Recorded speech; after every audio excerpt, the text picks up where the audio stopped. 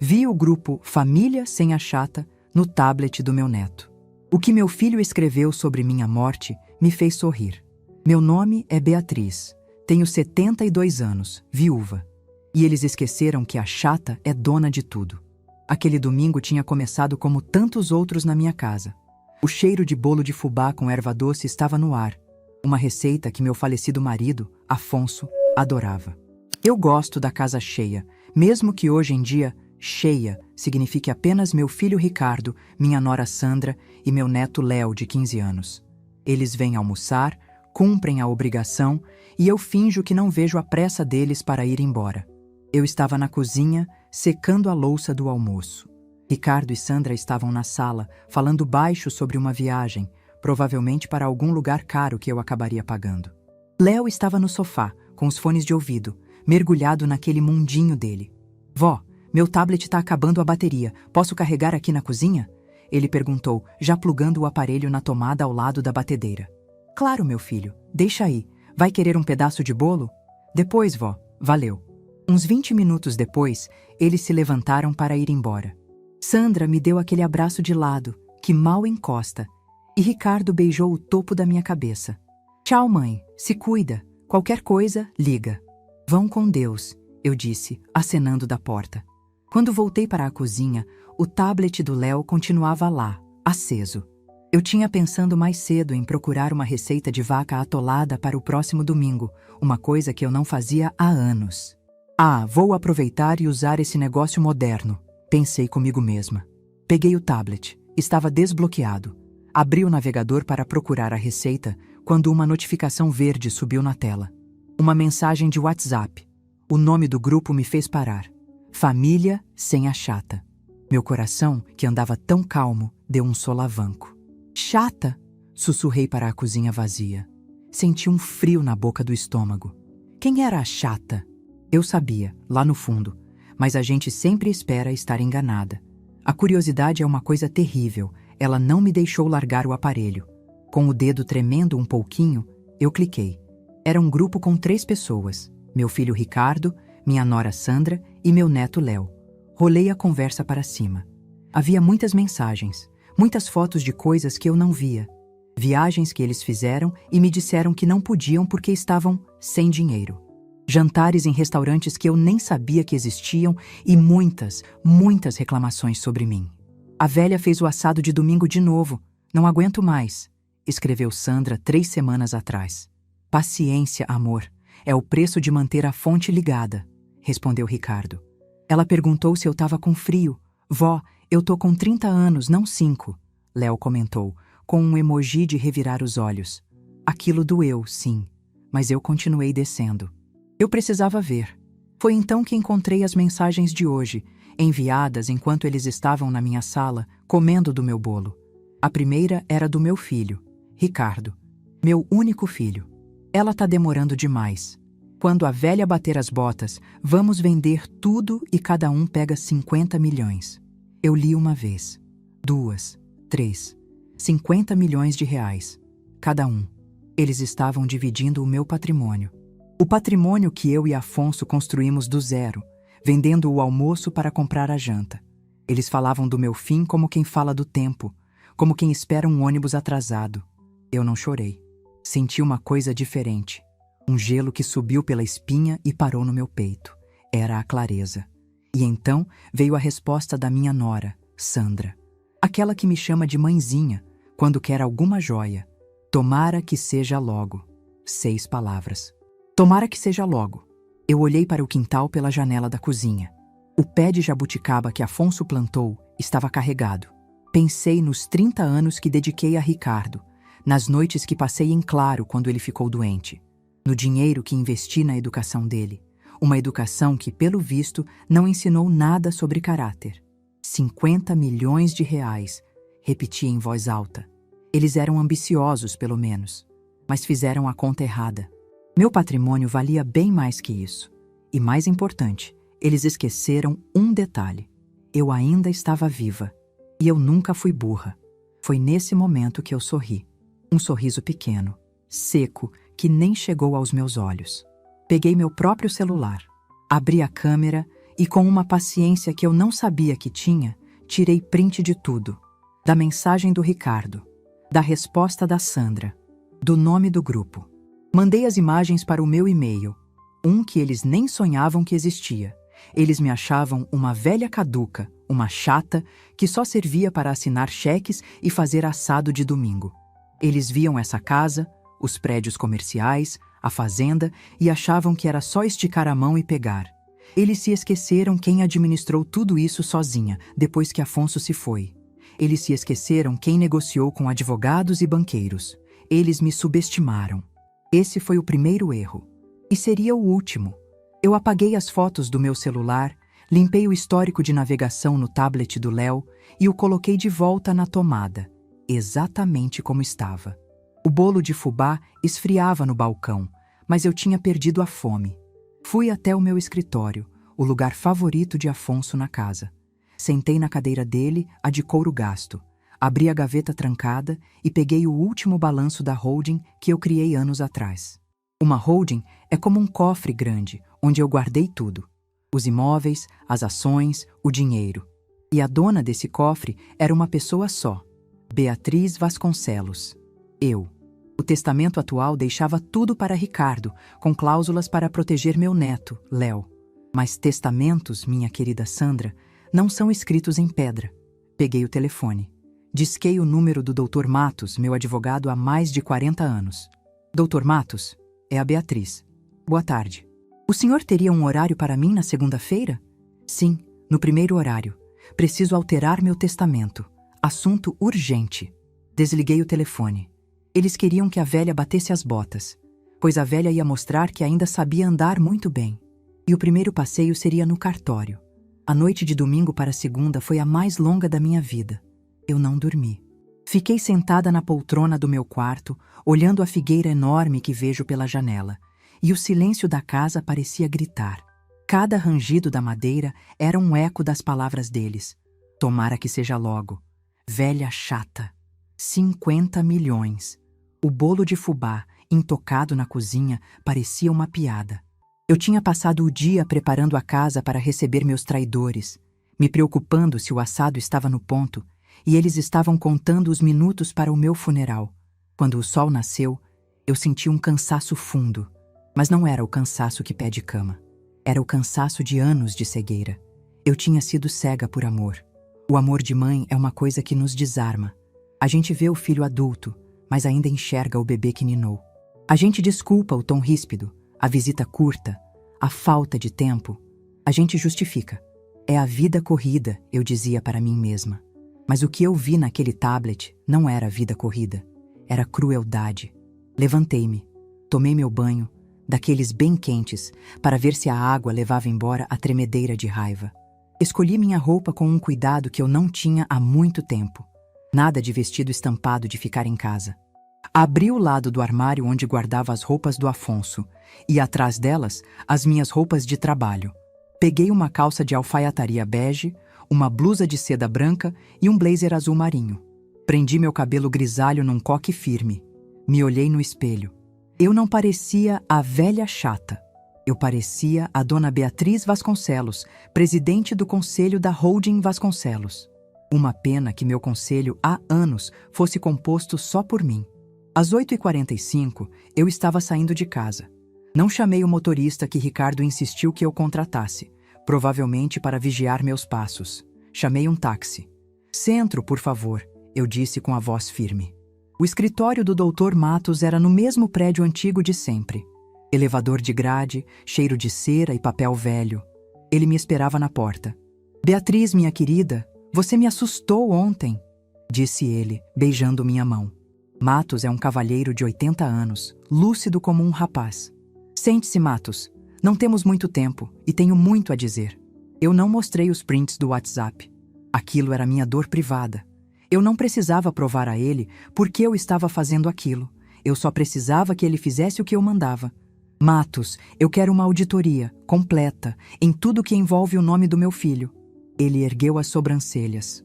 Beatriz, a empresa do Ricardo? A empresa que eu financiei, 100% dela, corrigi.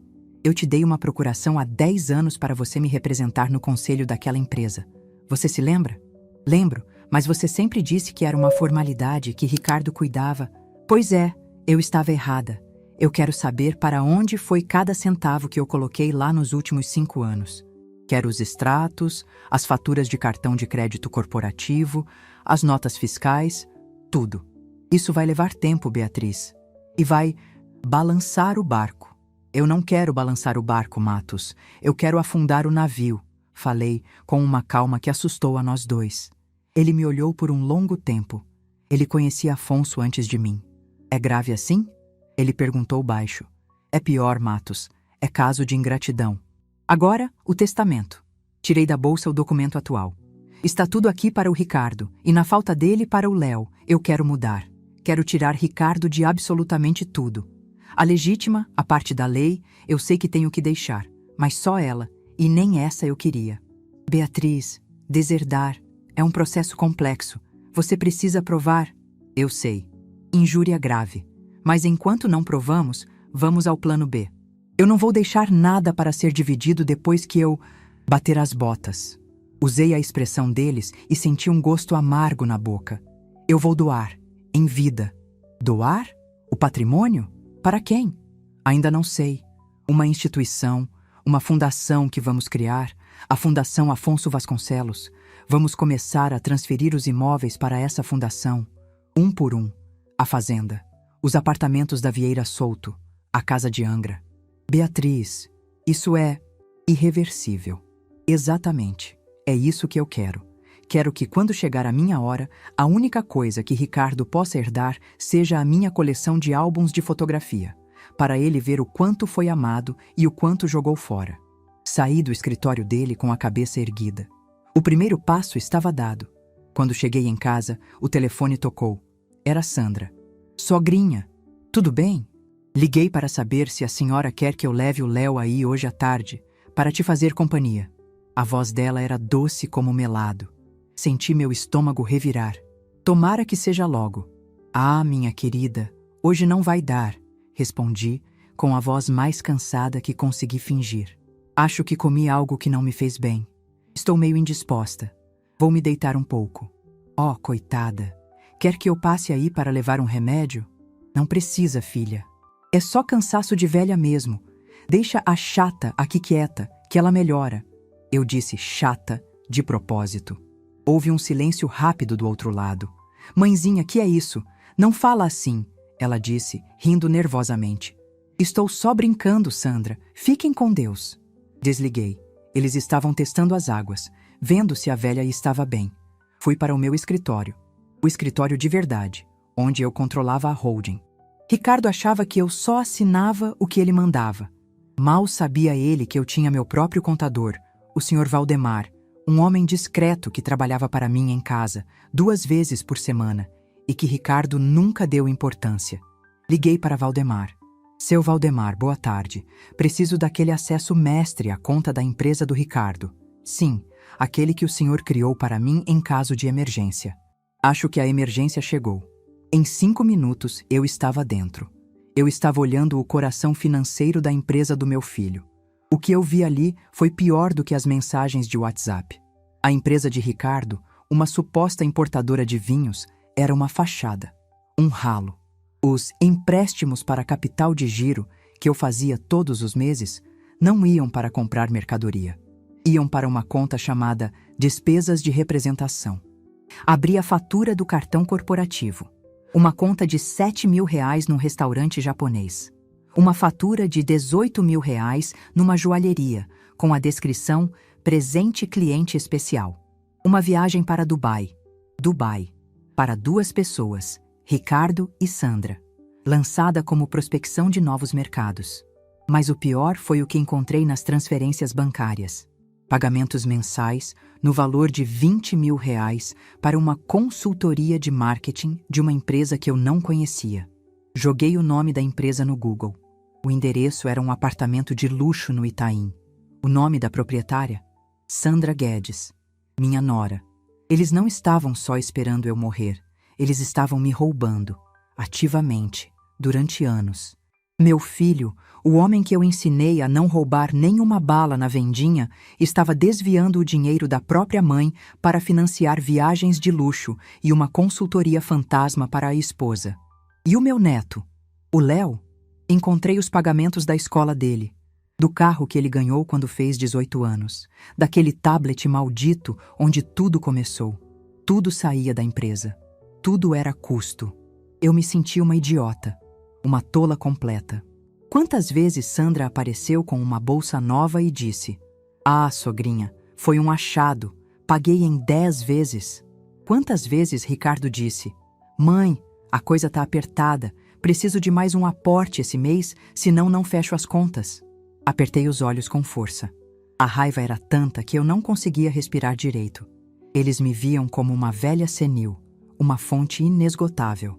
A chata era a galinha dos ovos de ouro. E eles estavam com pressa de matar a galinha. Foi aí que a minha dor virou gelo. Eu entendi o que Afonso sempre me dizia: "Beatriz, emoção é boa para a vida. Para os negócios, use a cabeça." Minha cabeça, que eles achavam estar falhando, começou a trabalhar.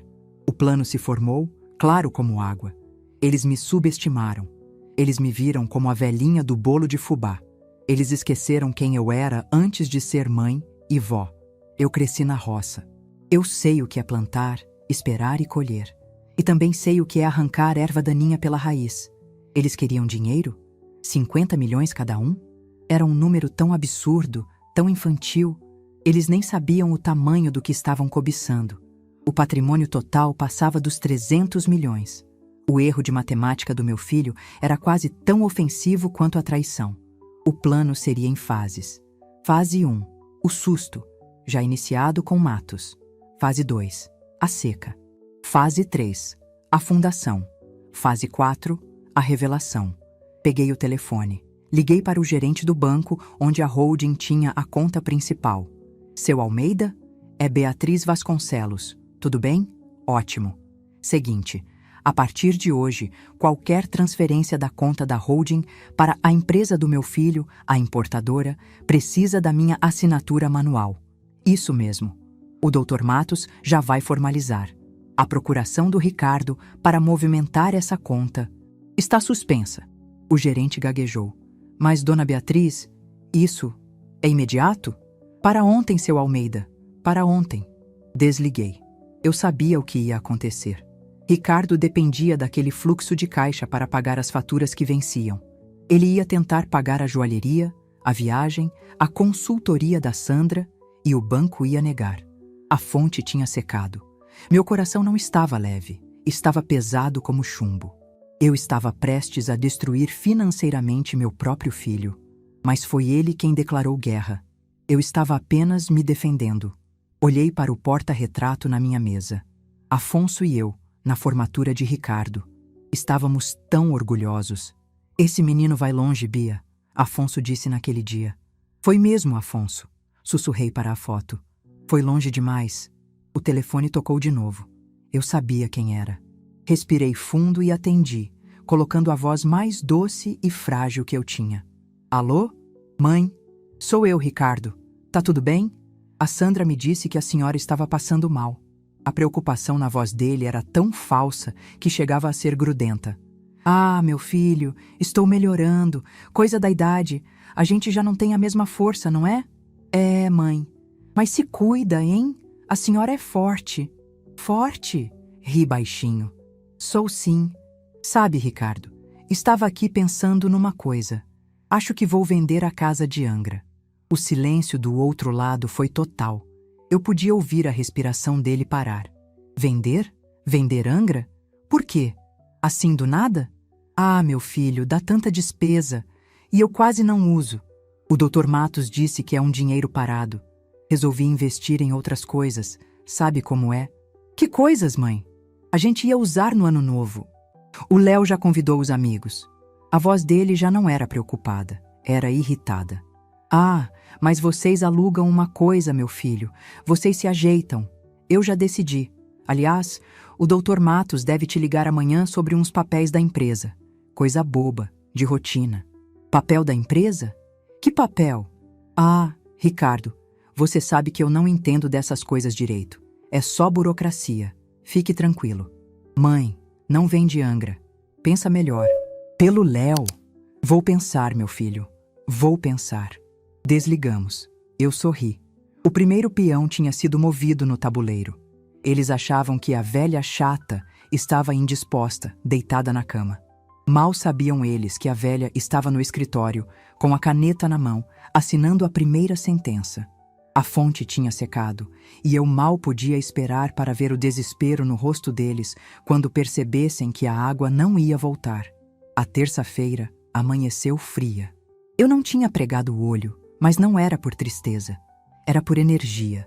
Aquele gelo que senti no domingo tinha se transformado em combustível. Passei a manhã no escritório de casa com o Sr. Valdemar, meu contador discreto. Ele estava pálido. Em 2 horas de análise dos extratos que eu puxei da empresa do Ricardo, ele já tinha encontrado mais de R$800 mil em desvios óbvios nos últimos 2 anos. Dona Beatriz, isso aqui é... Ele começou coçando a cabeça. É roubo, seu Valdemar. Vamos chamar pelo nome certo, eu disse, calma, anotando os números num caderno de capa dura.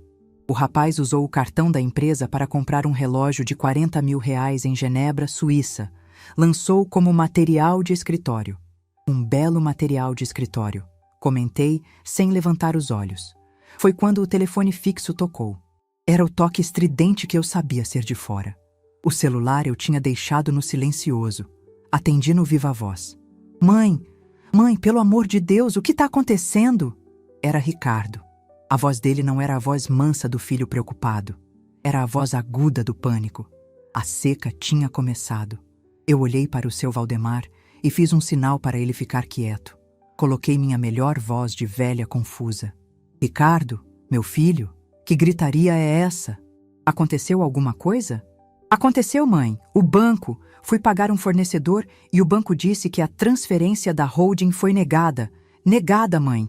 O Almeida, o gerente, disse que a senhora mudou a autorização, que procuração minha foi suspensa. Ah, música para os meus ouvidos. Tomara que seja logo, ele queria? O logo dele tinha chegado. Ah, meu filho, negada. Mas que coisa! Sabe que o Dr. Matos esteve aqui ontem? Ele me fez assinar uma papelada. Disse que era protocolo de segurança, para proteger o patrimônio. Sabe como é tanto golpe hoje em dia?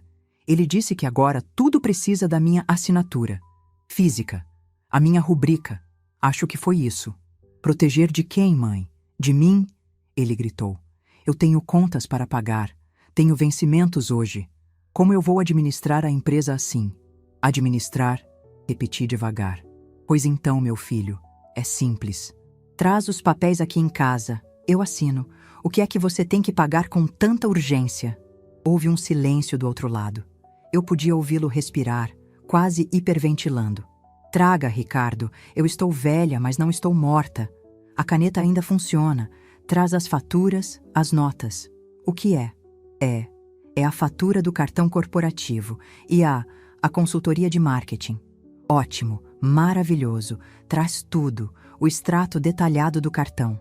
O contrato dessa consultoria. Eu quero ler. Gosto de me manter informada. Estou te esperando para o café. Desliguei antes que ele pudesse responder.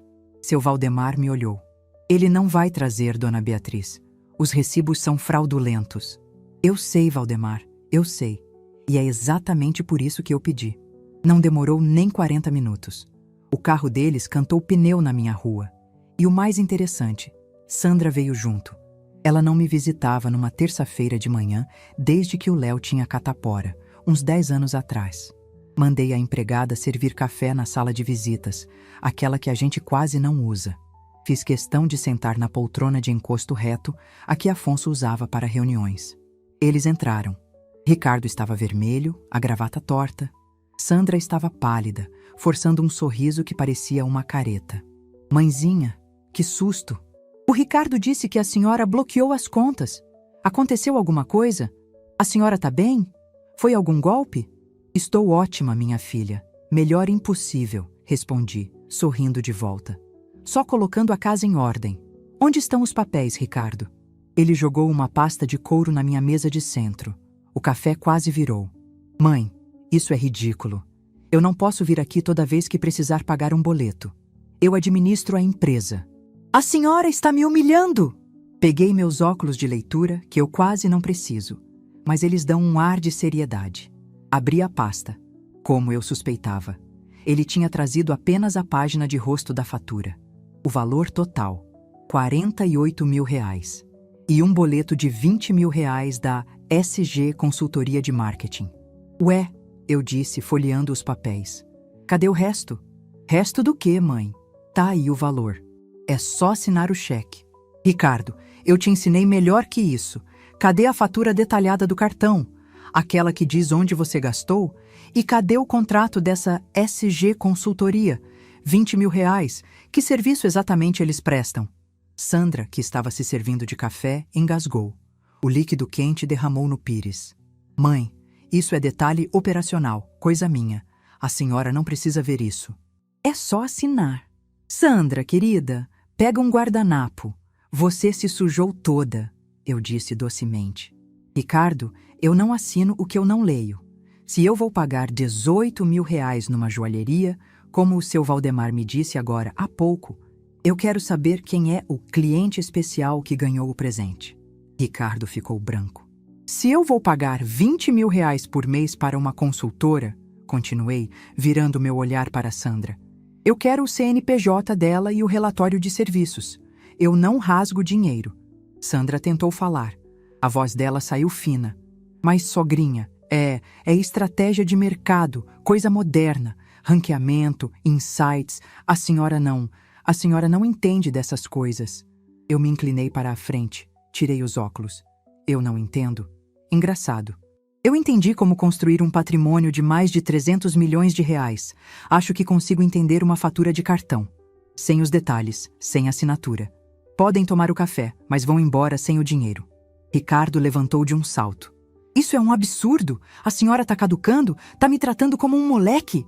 Depois de tudo que eu faço por essa empresa? É exatamente o que você faz que eu quero entender, meu filho. Volte quando tiver os papéis. Todos eles. A fatura de Dubai, os relatórios da Sandra, os recibos dos restaurantes. Estou ansiosa para ler. Eles me olharam como se eu fosse um fantasma. Sandra puxou Ricardo pelo braço. Vamos embora, Ricardo.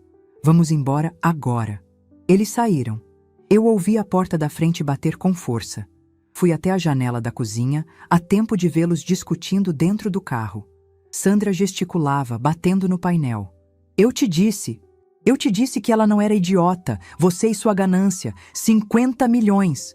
Eu não pude ouvir, mas pude ler os lábios dela. Tomei um gole do meu café, que continuava quente. A primeira batalha estava ganha. Eles estavam confusos, com raiva e, o mais importante, com as contas vencendo. Na quarta-feira, eu não fiquei em casa tricotando. Peguei um táxi e fui para um endereço na Avenida Paulista. Um escritório discreto que o Dr. Matos alugou para mim por 30 dias. Ricardo achava que eu estava em casa, deprimida. Mal sabia ele que eu tinha montado um quartel-general. Na sala de reunião estavam o Dr. Matos, o Sr. Neves, o auditor forense que Valdemar indicou, e uma mulher chamada Doutora Helena, especialista em terceiro setor. Bom dia, senhores. E senhora? Eu disse, colocando minha bolsa na cadeira. Sr. Neves abriu seu computador. Dona Beatriz, o que encontramos na empresa do seu filho não é má gestão. É fraude, criminal. As notas são frias. A consultoria da sua nora é uma empresa de fachada, registrada num endereço laranja. Podemos entrar com uma ação penal amanhã. Eu levantei a mão. Ainda não, Sr. Neves. Ação criminal é barulho. É imprensa. Eu quero silêncio. Eu quero precisão cirúrgica. Por enquanto, seu trabalho é documentar. Quero o valor exato que eles desviaram nos últimos 10 anos, corrigido pela inflação. Quero cada centavo. Ele assentiu. Virei-me para a doutora Helena. Doutora, a fundação. Como estamos? Beatriz, para transferir os imóveis.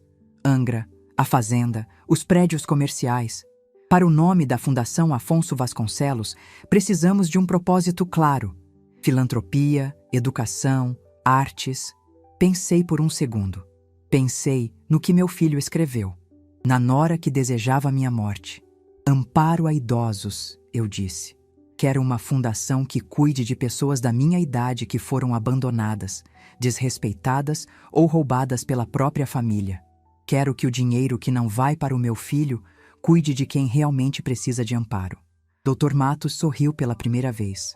Beatriz, isso é poético, disse ele. É justo, Matos. Quero que a escritura de Angra seja a primeira. Ricardo me ligou ontem, furioso porque eu ia vender. Ele não perde por esperar. Eu não vou vender. Eu vou doar. Levará alguns dias para preparar a minuta, Beatriz. Temos pressa, doutora. Muita pressa. Saí da reunião me sentindo com 40 anos de novo. Eles achavam que estavam lidando com a velhinha do bolo de fubá. Eles iam descobrir que estavam lidando com a mulher que negociou com banqueiros e fazendeiros a vida inteira. A bomba relógio explodiu na sexta-feira. Eu não precisei fazer nada. Apenas esperei. A campainha tocou às 3 da tarde. Era Sandra, sozinha. Quando abri a porta, ela mal parecia a mesma mulher. Estava sem maquiagem, os olhos vermelhos e inchados de tanto chorar. O cabelo loiro, sempre impecável, estava preso de qualquer jeito. Ela não trazia a bolsa cara de sempre. Beatriz, por favor. Ela nem me chamou de sogrinha. O desespero tinha tirado a máscara dela. Entre, Sandra. Aceita uma água? Eu não quero água, ela gritou. E depois baixou a voz, como se tivesse medo. O banco vai tomar o nosso apartamento. O financiamento está em nome da empresa. A parcela venceu ontem. O cartão do Ricardo foi recusado no mercado. No mercado, Beatriz, o que a senhora fez? Sentei-me na minha poltrona, calmamente. Eu? Eu não fiz nada, Sandra. Eu só pedi transparência. Foi o Ricardo quem não pôde me mostrar as contas. Eu não posso assinar um cheque em branco para pagar. Como era mesmo? Ah, sim. Material de escritório de 40 mil reais. Ela começou a chorar. Um choro feio, de raiva. Mas a minha consultoria. Aquele dinheiro era meu. Era o meu trabalho. Eu tomei um gole da minha água. Que trabalho, Sandra? Eu pedi ao senhor Neves, meu novo auditor, para encontrar o relatório de serviços da sua empresa. Ele não achou nada. Nenhum e-mail, nenhuma campanha, nenhum insight. 20 mil reais por mês. Para quê, exatamente? Foi aí que ela parou de chorar. De repente, ela ficou imóvel e o rosto dela, que estava vermelho, ficou branco como papel. Ela entendeu. Ela entendeu que aquilo não era confusão de velha. Era uma investigação. Você nos investigou? Eu investiguei as minhas próprias finanças, querida, e descobri que tinha ratos na despensa há muito tempo. Ela tentou a última cartada, a piedade. Ricardo está desesperado. Ele está trancado no quarto. Ele está falando em fazer uma besteira. A senhora vai destruir seu único filho por causa de dinheiro? Aquilo me atingiu. A menção de besteira. Mas foi só por um segundo. A imagem do meu filho digitando "quando a velha bater as botas" voltou. Dinheiro? Eu nunca me importei com o dinheiro, Sandra. Eu me importei com a mentira, com a falta de caráter, com a traição, com o "tomara que seja logo". Eu disse a frase, as palavras dela. Sandra parou de respirar. Se ela estava pálida antes, agora parecia um fantasma. O queixo dela tremeu. O que a senhora disse? Eu li, Sandra. Família sem a chata. Ela deu um passo para trás como se eu tivesse dado um tapa nela. Aquilo era uma brincadeira idiota do Léo, coisa de jovem. 50 milhões de reais, cada um não é brincadeira de adolescente, Sandra. É ganância de adulto. Agora, se me der licença, tenho que ligar para a imobiliária. A casa de Angra já tem um comprador muito interessado. O nome dele é Fundação Afonso Vasconcelos. Ela não entendeu a segunda parte. Só a primeira. Angra. Ela sussurrou derrotada. Saia da minha casa, Sandra, e diga ao meu filho que domingo tem almoço e que ele traga o Léo. Domingo chegou. O cheiro de assado estava na casa. Eu fiz questão de fazer a mesma comida de sempre. O mesmo bolo de fubá. Eles chegaram. Os três. Em silêncio. Léo estava com os fones, mas sem música. Ele sabia que algo estava errado. Ricardo estava mais magro, com olheiras fundas. Sandra não olhava na minha cara. Sentamos à mesa. Ninguém comia. Finalmente, Ricardo largou os talheres. A voz dele era baixa, um sussurro rouco. Mãe, eu não sei o que a senhora viu, ou o que a senhora acha que viu, mas me perdoa. Eu errei. Eu misturei as coisas. Mas eu sou seu filho. A senhora não pode fazer isso comigo. Eu cortei um pedaço do meu assado. Mastiguei devagar. Fazer o quê, Ricardo? Pedir as contas? Eu te dei uma empresa. Você a usou para me roubar. Você e sua esposa. Pai? Roubar? Perguntou Léo, tirando os fones. Do que ela tá falando? Cala a boca, Léo! Gritou Sandra. Isso é conversa de adulto. Não! Eu disse com a voz firme, cortando a mesa. Agora é conversa de família. Senta direito, Léo.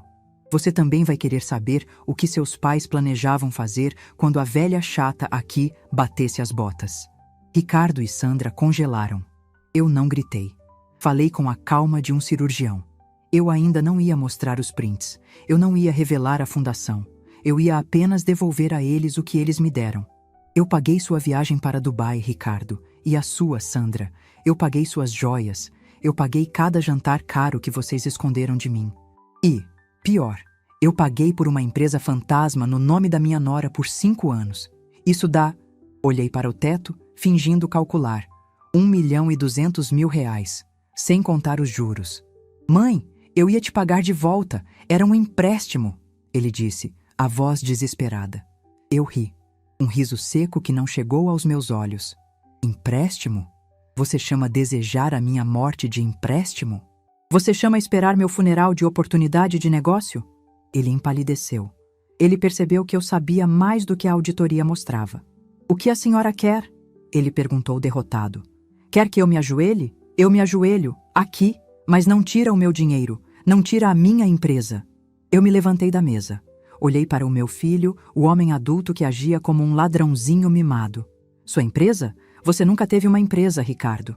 Você teve uma mesada gorda que eu te dava por amor, e vocês cuspiram no prato que comeram. Mãe, ele começou, tentando levantar.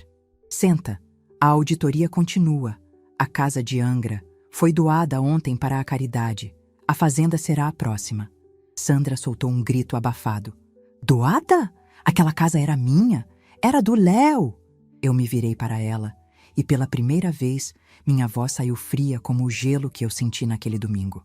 Nada aqui é seu, Sandra. Nunca foi. Vocês comeram os frutos da árvore, mas esqueceram quem plantou. E agora, a seca chegou. E pelo que eu estou vendo, vai ser um inverno muito longo. Eles ficaram lá, paralisados. Eles ainda achavam que era uma briga sobre a mesada. Eles não faziam ideia de que eu estava desmantelando o império que eles achavam que iam herdar. O jogo estava só começando.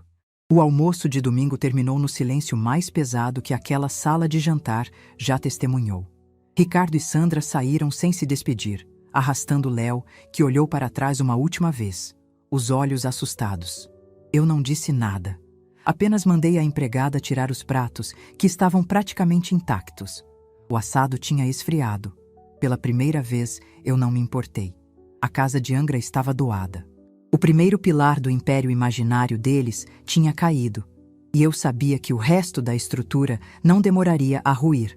A consequência concreta não esperou nem 72 horas. Na quarta-feira, meu telefone tocou. Eu estava regando minhas samambaias. Era Ricardo. A voz dele não era a voz irritada do homem que perdeu a casa de praia. Era a voz oca de quem perdeu o chão. Mãe, eles tomaram o apartamento. Eu parei o regador. Eles quem, Ricardo? Do que você está falando? O banco. A parcela daquele investimento que eu fiz com a empresa venceu. Aquele que a senhora não quis pagar. O apartamento estava como garantia. O oficial de justiça veio hoje. Temos 3 dias para sair. 3 dias, mãe.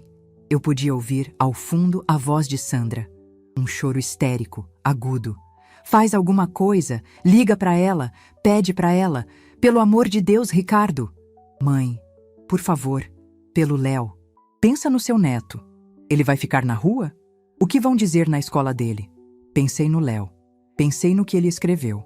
Pensei no que ele estava aprendendo com aqueles pais. Eu pensei no Léo, Ricardo. Pensei muito nele. Por isso, o quarto dele aqui em casa está arrumado. Ele pode vir a hora que quiser. A mala dele pode vir hoje. A porta está aberta para o meu neto. Houve uma pausa. Ele entendeu o que eu disse. E a gente? Ele perguntou, a voz quase um sussurro. Vocês são adultos, casados, saudáveis. Arrumem um lugar para morar. Um lugar que vocês possam pagar. Pagar com o quê? Ele gritou, o pânico voltando. A senhora bloqueou tudo. Eu não tenho 1 centavo. Meu nome está sujo. A senhora me destruiu? Não, Ricardo. Eu só parei de pagar as contas. O que você chama de ser destruído, o resto do mundo chama de realidade. Vocês vão ter que alugar um apartamento. Um pequeno, como todo mundo faz. Eu não vou me humilhar. Eu sou um Vasconcelos. Não, Ricardo. Você é um Vasconcelos. Eu sou a Vasconcelos. E há uma diferença muito grande aí. Eu construí. Você gastou.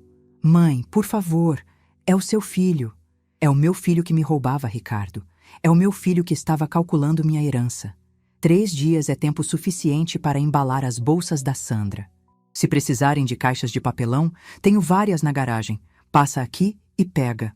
Desliguei o telefone. Meu coração estava apertado, batendo forte. Era meu filho, meu sangue. Mas era como arrancar uma parte doente do corpo para salvar o resto. Era uma cirurgia e precisava ser feita. Eles tentaram reverter. Como tentaram? Primeiro, tentaram usar o Léo. Na sexta-feira, o interfone tocou. Era Léo, sozinho, com uma mochila nas costas. Vó, posso entrar? O pai me deixou aqui na esquina. Eu o abracei. Ele parecia menor. Claro, meu filho. Vem, fiz aquele bife acebolado que você gosta. Sentamos na cozinha, como fazíamos quando ele era pequeno. Ele comeu em silêncio. 2 pratos. Ele estava com fome. Eles estão num hotel, ele disse baixinho. Perto da rodoviária. É feio, vó. Tem cheiro de mofo. Eu apenas assenti. Minha mãe, ela chora o dia todo. Meu pai fica no telefone gritando com as pessoas. Eles me mandaram aqui. Eu parei de lavar a louça. Eu sei, meu filho. Eles disseram para eu te pedir para parar. Para eu dizer que eu te amo. Para eu te convencer a devolver o apartamento. Ela disse para eu chorar, se precisasse. Eu me virei para ele. Me agachei na frente do meu neto, que já era um homem. E você, Léo? O que você quer me dizer? Ele olhou para os próprios pés. E pela primeira vez, eu vi vergonha nos olhos dele. Eu vi o grupo, vó. O que o pai escreveu, o que a mãe respondeu. Eu também falei besteira. Eu disse que a senhora era chata. Me perdoa, vó. A lágrima que caiu do olho dele foi real. Eu te perdoo, Léo. Eu te perdoo porque você é jovem e ainda está aprendendo. Eles já deveriam saber. O que seu pai e sua mãe fizeram não foi uma besteira. Foi um plano. Eles estavam me roubando há anos. O dinheiro que pagava a sua escola de luxo, esse seu celular, o apartamento onde vocês moravam, era dinheiro desviado. Roubando? Ele pareceu chocado. Roubando. E eu não estou fazendo isso para castigar, Léo. Estou fazendo isso para ensinar, principalmente a você. Eu não vou deixar você se transformar num homem que espera a avó morrer para ficar rico. Você vai ser melhor que isso. Você vai trabalhar, vai estudar e vai construir o seu próprio dinheiro. Ele me abraçou. Um abraço apertado, de verdade. Eu posso ficar aqui mesmo, vó? De verdade? Pode.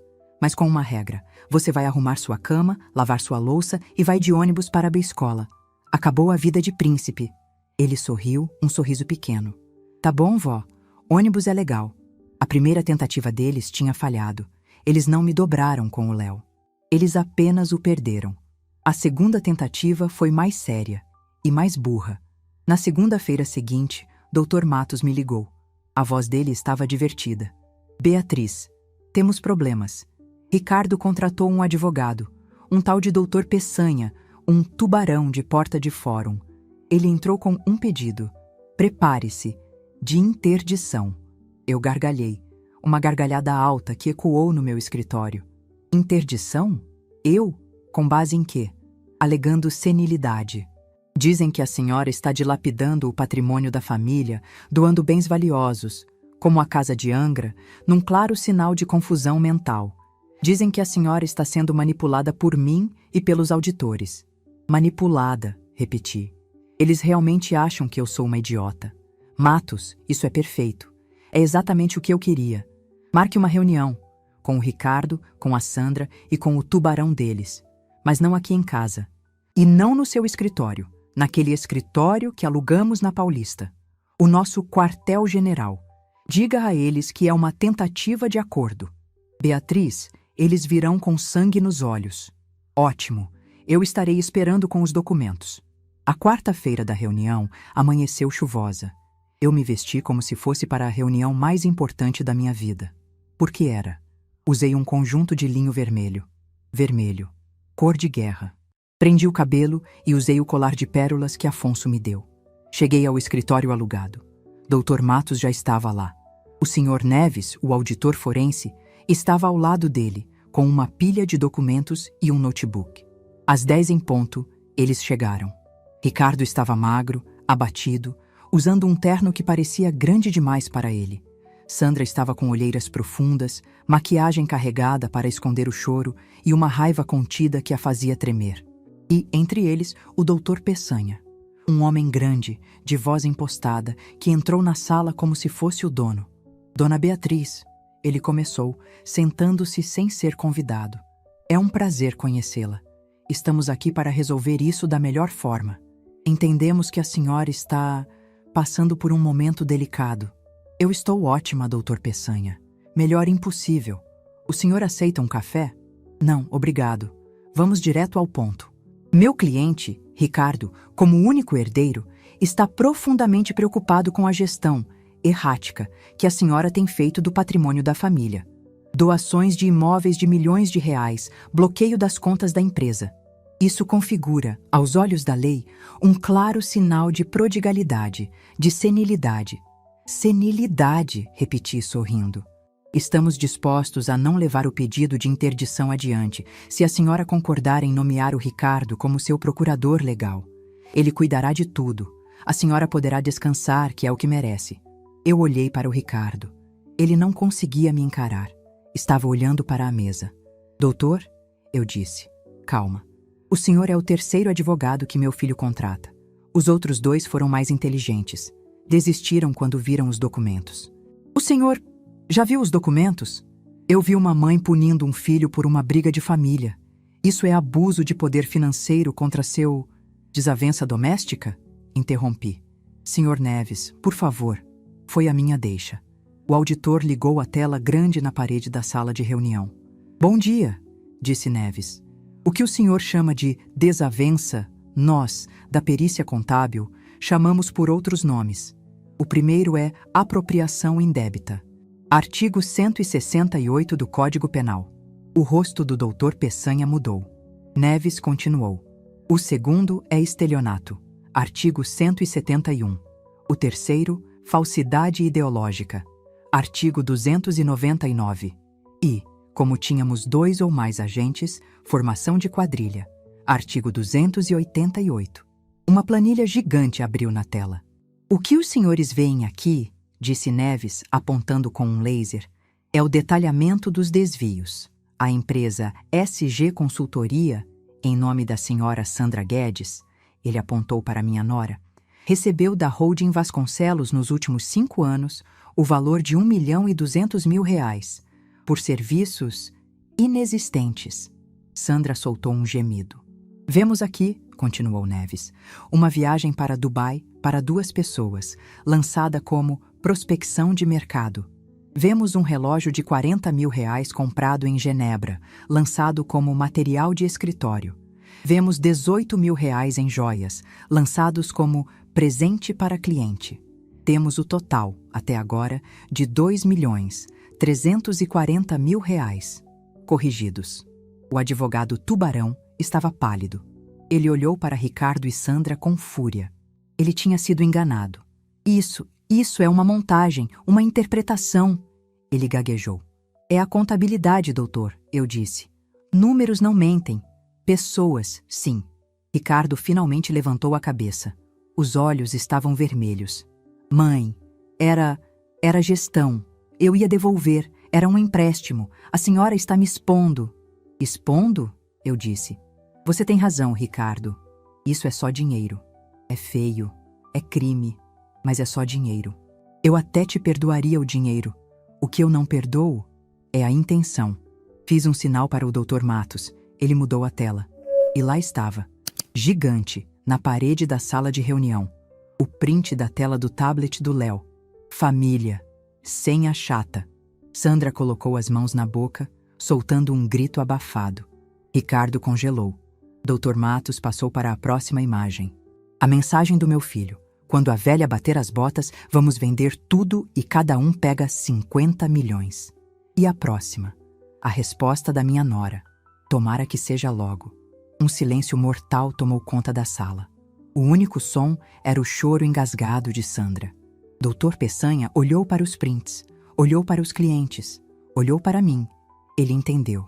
A velha senil tinha acabado de executar um cheque-mate. Ricardo? Disse o advogado, a voz baixa. Isso é verdade? Ricardo não respondeu. Ele estava quebrado. Eu me levantei. Fui até a janela. A chuva tinha parado. Doutor Peçanha, eu disse de costas para eles. O senhor acha mesmo que a mulher que preparou este dossiê, que descobriu a fraude, que iniciou uma fundação e que tem provas de injúria grave, é senil? O senhor acha que algum juiz vai me interditar? Virei-me para eles. A sua moção de interdição é a minha prova de calúnia. E estas mensagens, apontei para a tela, são minha prova para deserdar o Ricardo por indignidade. Mas eu não vou fazer isso. Um pingo de esperança surgiu no rosto de Ricardo. Eu não vou te processar criminalmente, Ricardo, pelo Léo e pela memória do seu pai. Mas acabou. Tudo. Sentei-me. Agora, os meus termos. Era a nova dinâmica de poder. Eles não tinham mais advogados. Eles eram réus. A empresa de importação será liquidada. A consultoria da Sandra será dissolvida. Vocês dois vão assinar os papéis hoje. Vocês vão assinar uma confissão de dívida no valor exato que o Sr. Neves apurou. 2.300.000.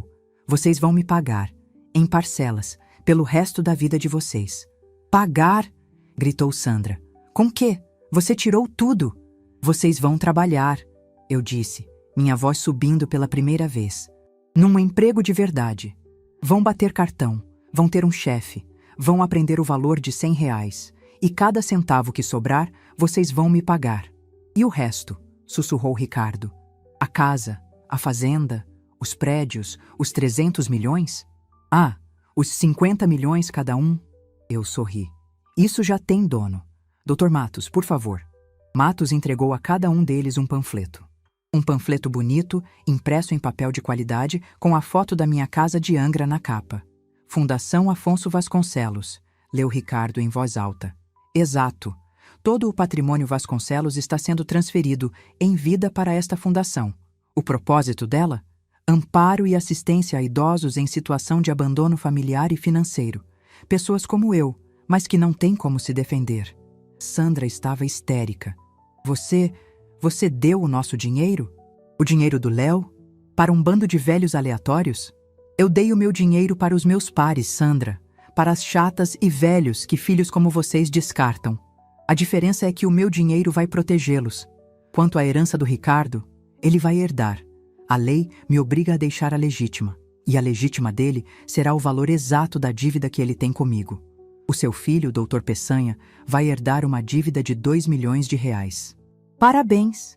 Ricardo desabou, chorando na mesa como uma criança. Sandra estava imóvel, o rosto uma máscara de ódio e choque. Dr. Peçanha levantou-se, arrumando a gravata. Meus clientes precisam de um tempo. Eu renuncio ao caso. Ele saiu da sala, rápido, sem olhar para trás. Eu olhei para os dois, o casal bonito e ambicioso, reduzidos a nada. Vocês têm 1 hora para assinar a confissão de dívida. Se não assinarem, o Sr. Neves leva aquela pasta direto para o Ministério Público. A escolha é de vocês. Um apartamento alugado ou uma cela de prisão. Eu não senti triunfo. Eu senti um alívio frio. A cirurgia tinha sido um sucesso. O câncer tinha sido removido. A velha chata tinha acabado de salvar o legado de Afonso das mãos dos únicos ladrões que ela nunca pensou em temer. A sala de reuniões na Paulista ficou para trás. Ricardo e Sandra assinaram tudo. A confissão de dívida, a dissolução da empresa, a renúncia a qualquer contestação futura. Eles assinaram em silêncio. Sandra tremia tanto que mal conseguia segurar a caneta. Ricardo parecia um homem de cera, os olhos fundos e mortos. Eles não eram mais os predadores ambiciosos. Eram apenas duas pessoas quebradas, com uma dívida de mais de 2 milhões de reais. Quando saíram, escoltados por um segurança que o Dr. Matos fez questão de contratar, não olharam para trás. Eu voltei para casa. O silêncio era profundo. Léo estava na escola.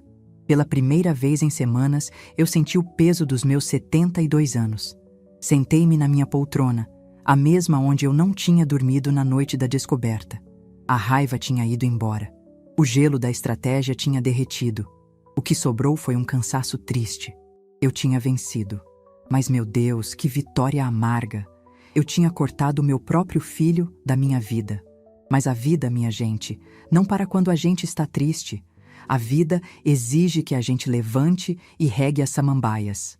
E foi o que eu fiz. A nova realidade se instalou como poeira fina. Léo ficou comigo e a transformação dele foi a primeira luz no meio de tanta escuridão. O menino que vivia de fones de ouvido e reclamava do meu assado, de repente, estava vivendo no mundo real. Ele agora tinha tarefas. Ele ia de ônibus para a escola e, no primeiro mês, achou um emprego de meio período num mercadinho do bairro. Empacotador.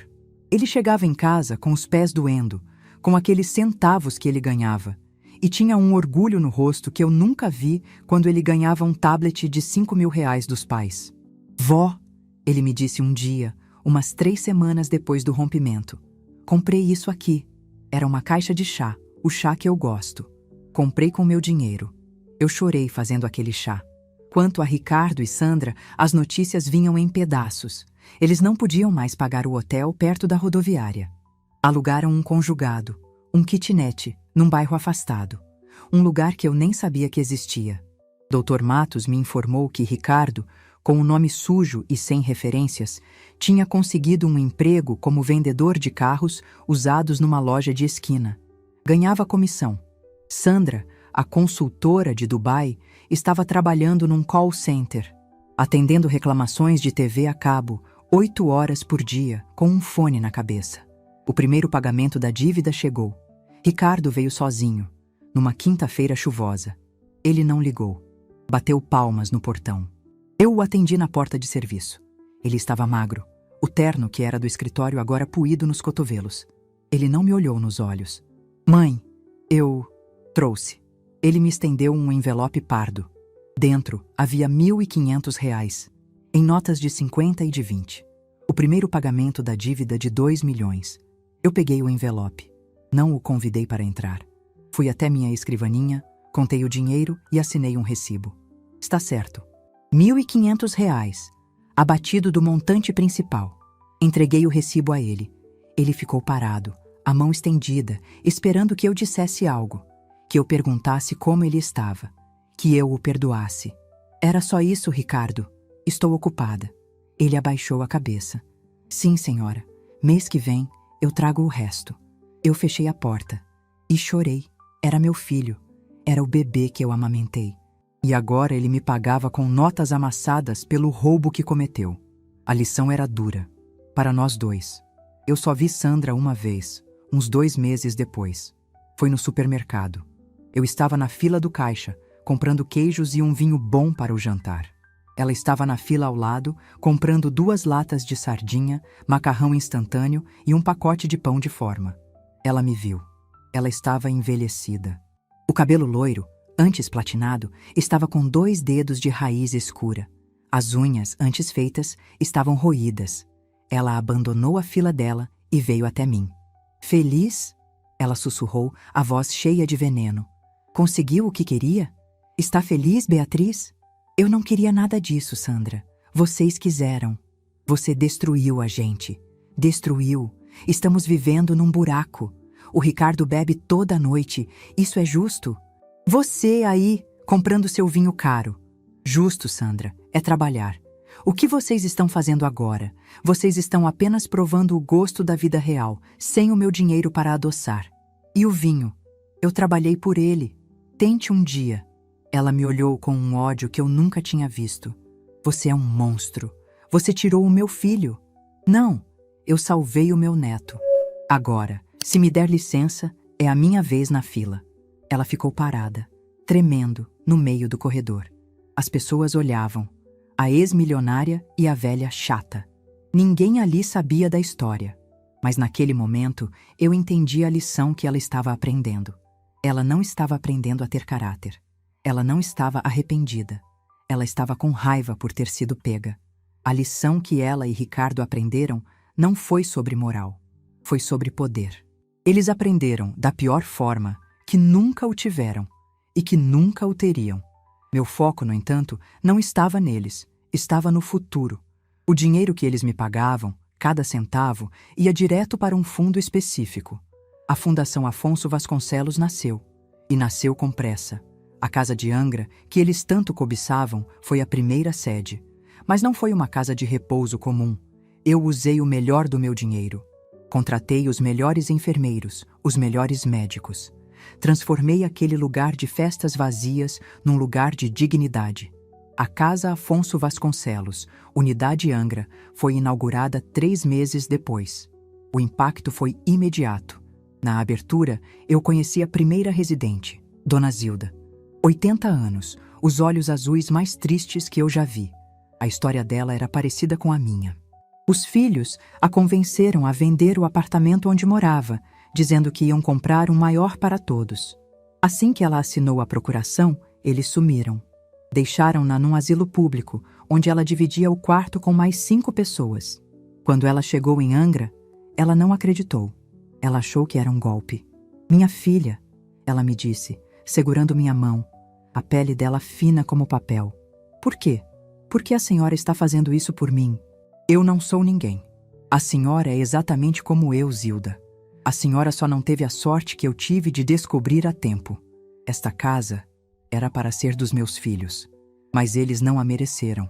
Então, agora é sua, e da Tainá, e do seu Roberto. Em 6 meses, a fazenda em Minas Gerais, aquela que Ricardo achava que ia vender para comprar gado de luxo, virou um centro de reabilitação.